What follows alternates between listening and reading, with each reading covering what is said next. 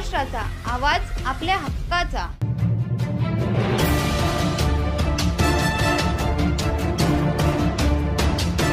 6/2024 रोजी चिंचपाडा येथे आर्या अपार्टमेंटमध्ये 4थ्या मजल्यावरती कार्तिक नावाच्या मुलाचा बर्थडे साजरा करण्यासाठी त्याचे मित्र 3 जण निलेश, सागर आणि धीरज असे एकत्र 4 जण पार्टी करत होते। त्यानंतर कार्तिक आणखी दारू पाहिजे या साठी आग्रह करत होता, परंतु आपल्याला ऑलरेडी जास्त दारू पिलेलो आहे, नशेत जास्त झालो आहे, आता आपल्याला दारू नको असे इतर मित्र त्याला समजवत असताना त्याचा राग घेऊन कार्तिकने निलेशच्या डोक्यात दारूची बाटली मारून फोडली।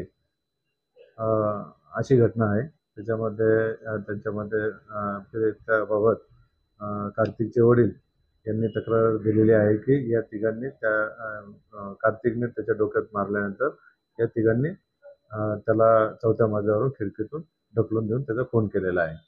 याबाबत वडिलांच्या फिर्यादीवरून गुन्हा नोंद करण्यात आलेला आहे आणि त्यामध्ये प्रथम एडीआर दाखल केला होता आणि तक्रारीनंतर गुन्हा दाखल करण्यात आलेला आहे। आरोपींना ताब्यात घेतले असून पुढील कायदेशीर कारवाई चालू आहे।